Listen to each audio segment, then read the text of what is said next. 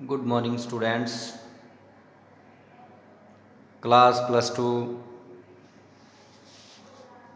subject economics, part 2nd macroeconomics, chapter 7 banking, commercial and central banks.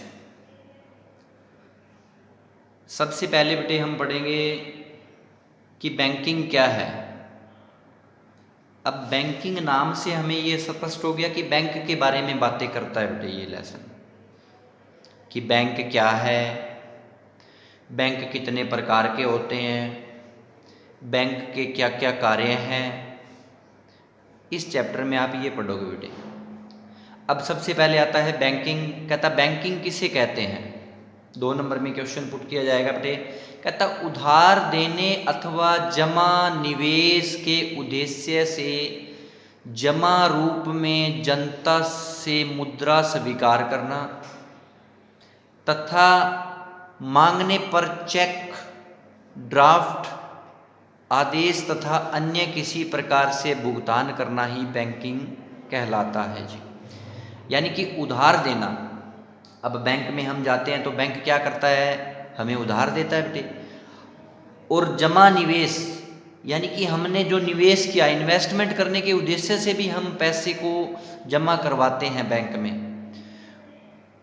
उस पैसे को bank के द्वारा हमें दिया जाना ही क्या कहलाता है बेटे, बैंकिंग कहलाता है। और वो बैंक जो है वो पैसे हमें किस प्रक्रिया से देता है, या तो वो चेक से देता है, या हमें ड्राफ्ट बनाना पड़ता है जिसको आप डीडी बोलते हैं, या फिर कोई ऑर्डर होता है जिसको आदेश भी बोलते हैं। जिस प्रकार बैंक में जाओगे तो बैंक की एक बुकलेट मिलेगी जिसमें आप जिसको आप वाउचर बोलते हैं, वो वाउचर होता है, वो अलग जमा का अलग होता है, निकालने का अलग होता है। उसी प्रकार तथा अन्य आदेश यानी कि कोई और चीज़ किसी भी वे से हो सकता है, तो वो कहलाती है बेटे बैंकिंग। अब आता है कि बैंकिंग कितने प्रकार से हो सकती है जी।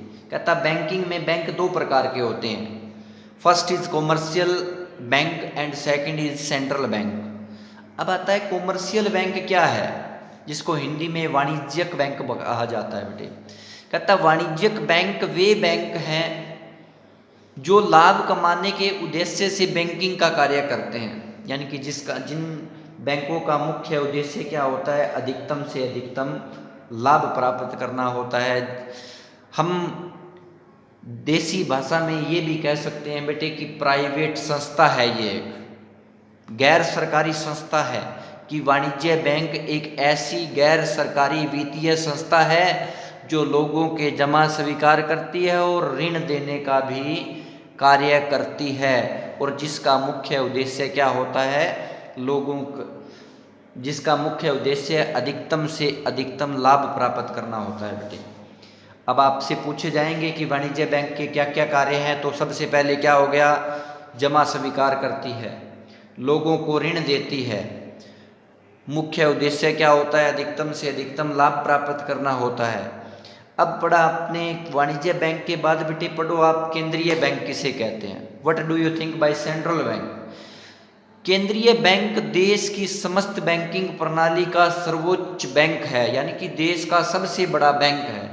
आप ये भी कह सकते हो कि केंद्रीय बैंक देश का सबसे बड़ा बैंक है जो समस्त बैंकिंग प्रणाली और मौद्रिक प्रणाली को नियंत्रित करता है।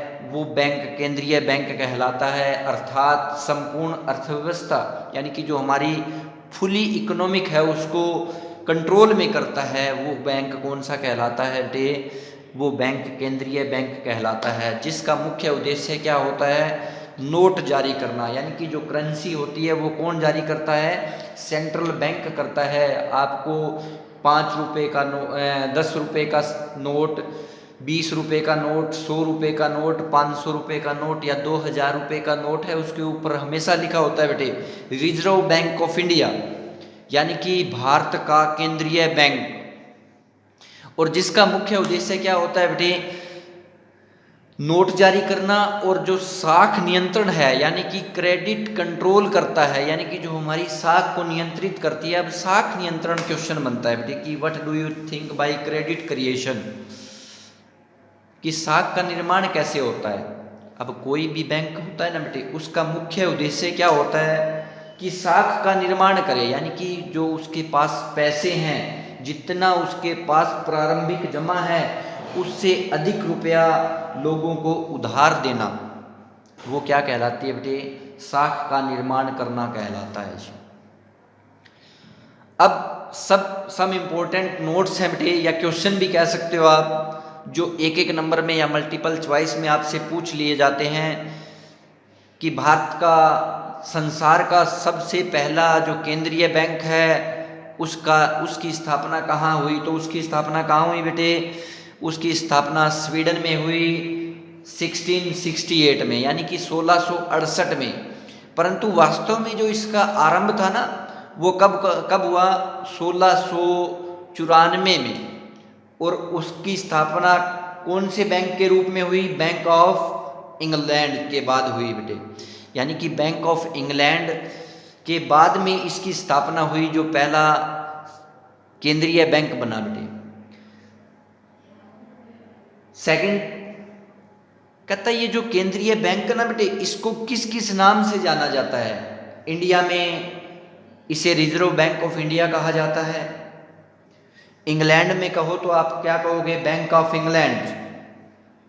और कहता जो अमेरिका है उसमें जो केंद्रीय बैंक है जो करेंसी जारी करता है उसको क्या बोलते हैं बेटे, फेडरल रिजर्व सिस्टम।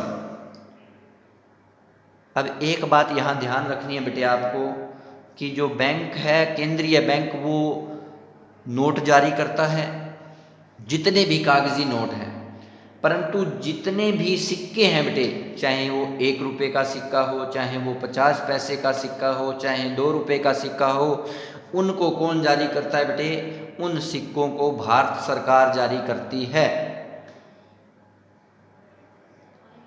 इस चैप्टर में आप बुक में देखोगे बेटे कि वाणिज्य बैंक के कौन कौन से फंक्शन हैं, सेंट्रल बैंक के कौन कौन से फंक्शन हैं, वो आपको बुक बाय इमेज में सेंड कर दिए जाएंगे बेटे। Thanks and have a nice day.